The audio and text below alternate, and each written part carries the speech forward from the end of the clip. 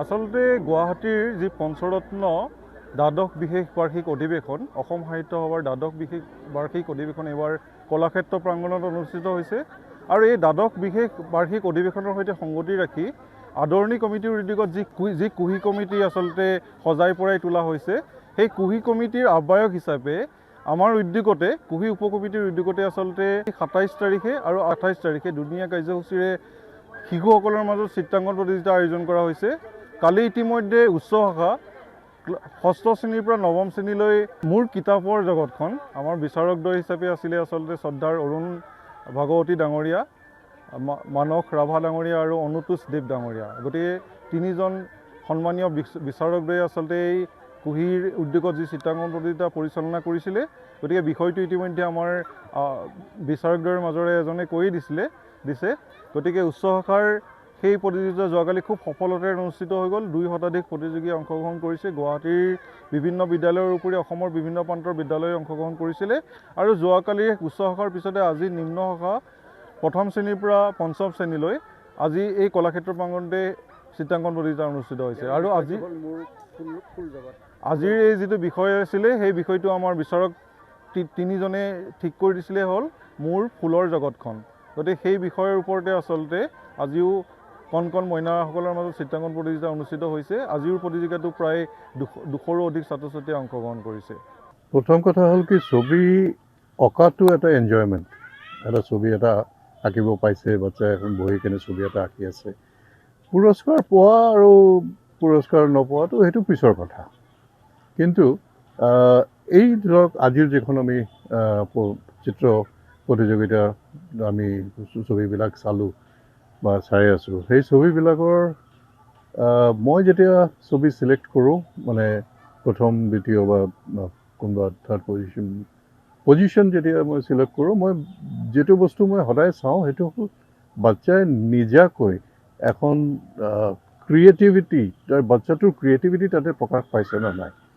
কাৰণ কি বেছিভাগ আমি আৰ্ট কম্পিটিশ্যনত আমি একেধৰণৰে ছবি বেছিভাগ দেখা পাওঁ। কাৰণ কি আমাৰ এতিয়া আমাৰ যিটো দৈনন্দিন আৰ্টৰ জগতত কি হৈছে, আৰ্ট স্কুলত বাচ্চা যায়, গৈ কেনে ট্ৰেইনড হয়, একে টাইপৰ স্কিল ডেভেলপমেণ্ট কৰে, ছবি আঁকিব পাৰে। কিন্তু আমাৰ উদ্দেশ্যটো হ'ল যেনেকা নেশ্যনেল এডুকেশ্যন ফ্ৰেমৱৰ্কত মানে 2020ত কোৱা হৈছে যে আমি বাচ্চাৰ ভিতৰত অকল ক্ৰিয়েটিভিটিটো ফ'কাছ কৰিম। আমি ক্ৰিয়েটিভিটিক এনকাৰেজ কৰাৰ, ক্ৰিয়েটিভিটি এনহান্স কৰাৰ এখন চেষ্টা কৰিব লাগে। সেইকাৰণে কালি যিখিনি ছবি আমি চালোঁ, সেই ছবিবিলাকত আমি যি ছবিবিলাকক চিলেক্ট কৰিলোঁ, বিষয়টো হ'ল আমাৰ দি world of my world of books, মোৰ কিতাপৰ দুনিয়া।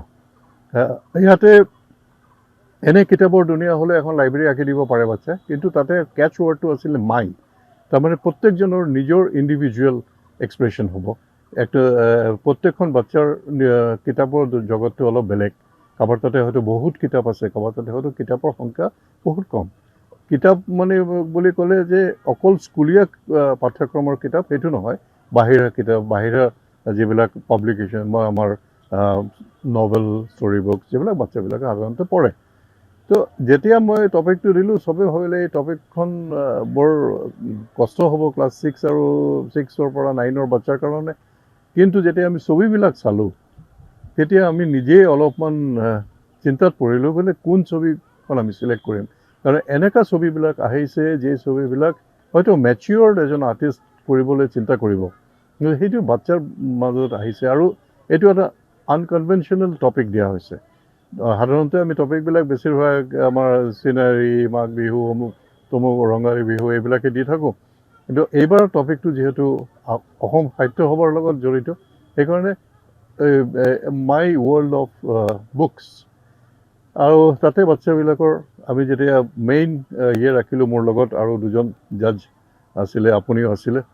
আমি যিখনৰ কৰিলোঁ যে আমাৰ পেৰামিটাৰ্ছটো হ'ব বাচ্চাটো তাতে অৰিজিনেল থিংকিং আৰু ক্ৰিয়েটিভিটি, তাৰ এপ্লিকেশ্যন অফ কালাৰ্ছ হয়তো কোনোবা স্কুলত শিকিছে, ড্ৰয়িং কৰাটো কোনোবা স্কুলত শিকিছে, কিন্তু আউটপুটটো যিটো কালি কৰিছে সেইটো হ'ল একদম নিজা এখন ক্ৰিয়েটিভ নিজে চিন্তা কৰা এখন ছবি আঁকিছে কি হয় সেই ছবিবিলাকৰ ভিতৰত কিছুমান ষ্টিফনেছ আছিলে ছবিটো ফ্ৰীলি ড্ৰ কৰা এখন ছবি নহয় তাতে সেই স্কুলৰ এফেক্টখিনি আছে কিতাপ বুলি দিছে তো কিতাপটো জিঅ'মেট্ৰিক ফৰ্মছত কিতাপ আহি গৈছে এটা শ্ব'কেছ আহি গৈছে এটা লাইব্ৰেৰী আহি গৈছে এটা টেবুল আহিছে সেইটোতো এটা ড্ৰয়িং হ'ল এটা ড্ৰয়িং কৰি লিখে কিন্তু যিবিলাক ছবিক আমি চিলেক্ট কৰিলোঁ এৱাৰ্ডৰ কাৰণে সেইবিলাক ছবিত এটা মানে ইম্পেক্টটো বেলেগ তাৰ আউটপুটটো তাতে এটা ছবিয়ে কথা কয় যিটো বস্তু সেই ছবিখন চোৱাৰ পিছত আমি এটা তাৰ বেকগ্ৰাউণ্ডটো লৈ যাব পাৰোঁ তাতে হেৰি পটাৰ আঁকিছে তাতে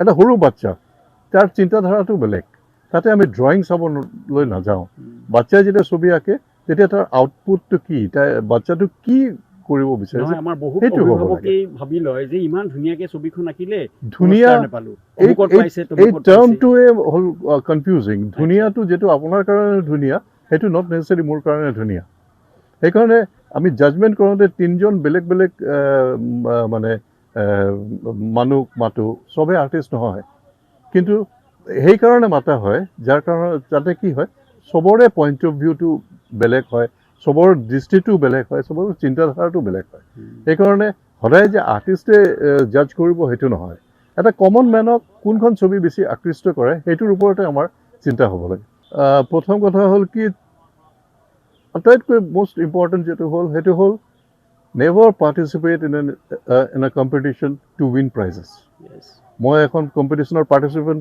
হ'লোঁ কি মই ইয়াতে প্ৰাইজখন পাম সেইখন যদি প্ৰাইজ পোৱাৰ কাৰণে ছবি আঁকা সেইটো তোমাৰ এটা সময়ত গৈ কিনি তোমাৰ এইটো এটা ব্লকেজত আহি যাব তুমি হয়তো যেইদিন তুমি প্ৰাইজ নাপাবা সেইদিন তুমি বৰ চিন্তাত পৰিব মানে কিয় মই প্ৰাইজ নাপালোঁ সেইখিনি নকৰি enjoy that moment of painting এটা ছবি আঁকিলা প্ৰাইজ পোৱা নোপোৱা সেইটো এটা এনকাৰেজমেণ্ট ধৰি ল'বা কিন্তু ছবিটো আঁকাৰ সময়ত প্ৰাইজ পোৱাৰ কাৰণে কম্পিটিশ্যনত পাৰ্টিচিপেট নকৰিবা যেতিয়া আহিবা যে মই এখন স্ক'প পাইছোঁ এখন ছবি আঁকি দিম প্ৰাইজ পালে পালোঁ নাপালে নাই কিন্তু সেইটো হ'ল যে তোমাৰ স্কিলটো ডেভেলপ হ'ব এখন কম্পিটিশ্যনত গৈ কেনে কেনেকৈ ছবি আঁকিব লাগে আৰু 10টা ষ্টুডেণ্টে কেনেকৈ আঁকিছে সেই বস্তুটো তোমাক এখন কম্পিটিশ্যনত তোমাক শিকাই দিয়ে যেটো মানে তাৰ কাৰণে কোনে নকয় যে আমি তোমাক এনেকুৱা কৰি শিকাই আছোঁ we learn from seeing others doing wonderful things এখন ছবিয়ে কথা কয়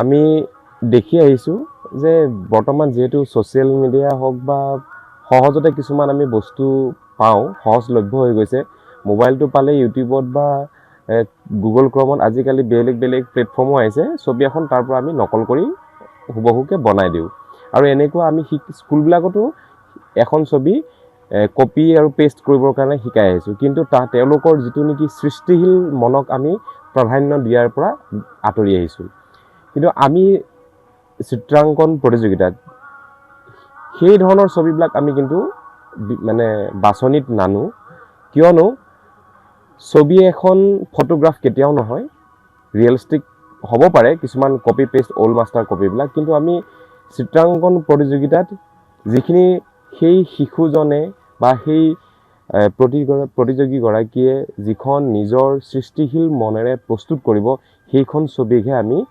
প্ৰাধান্য দিম ক্ৰিয়েটিভিটি লাগিবই কাৰণ মই আগতেই ক'লোঁ ছবি এখনে কথা কয় হয়তো আপোনাৰ চিন্তাধাৰা বেলেগ মোৰ চিন্তাধাৰা বেলেগ মোৰ কোচত থকা বাবুজনৰ চিন্তাধাৰা বেলেগ হ'ব ক্লাছ 1-2ৰ চিন্তাধাৰা বেলেগ হ'ব গতিকে প্ৰত্যেকে একোখন চিত্ৰ অংকন কৰিব ছবি অংকন কৰিব কিন্তু যদি আমি কপি পেষ্ট কৰি থাকোঁ তেতিয়াহ'লে এখন ছবি হয়তো আমি 10জনে আঁকি দিম কিন্তু সেইটো হ'ব নালাগে তেওঁলোকে সৃষ্টি কৰা ক্ৰিয়েটিভিটিটোক আমি বেছিকৈ গুৰুত্ব দি পেলাই তেওঁলোকক আগুৱাই যাবৰ কাৰণে আৰু এঘাপ আগুৱাই যাবৰ কাৰণে আমি সহায় কৰিব লাগে তেতিয়াহে পৰৱৰ্তী সময়ত কিন্তু তেওঁলোক এজন ভাল চিত্ৰশিল্পী হ'ব ভাল এজন নাগৰিক হ'ব যে নকল কৰাৰ পৰা বিৰত থাকি সৃষ্টিশীল কাম কৰি যাব মই অমুকত পাইছিলোঁ তমুকত নেপালোঁ তমুকত পাইছিলোঁ অমুকত নেপালোঁ সেইটো কথা সাধাৰণতে অভিভাৱকবিলাকৰ হয় কিয়নো তেওঁলোকে সেই সন্তানটোৰ নেজানে যে সন্তানৰ ভৱিষ্যত তেওঁ তেনেকৈ দেখে কিন্তু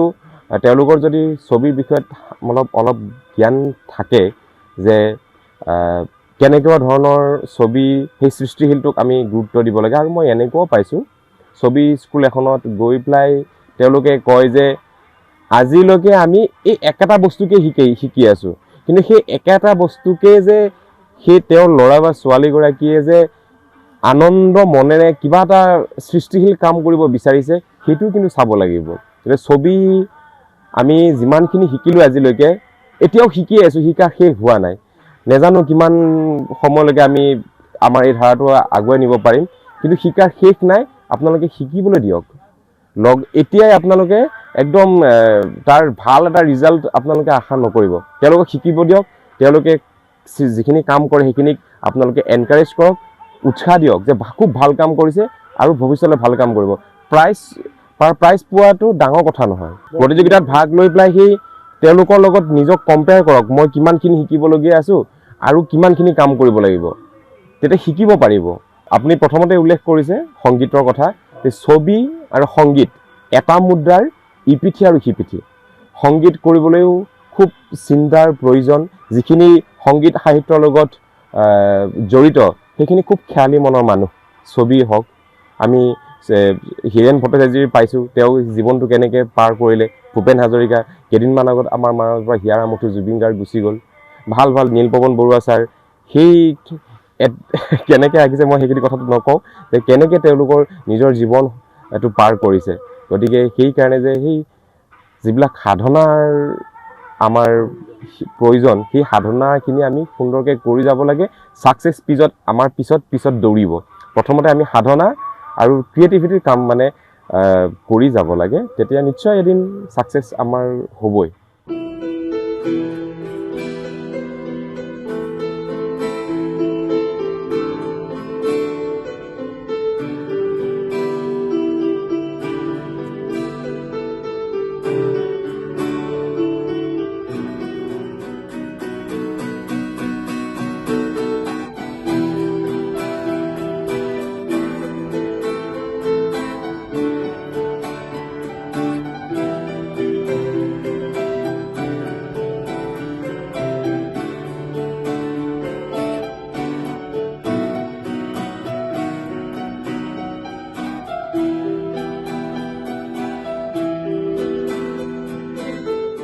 পৰৱৰ্তী খণ্ডৰ বাবে চাই থাকক ৰংমেলা টিভি।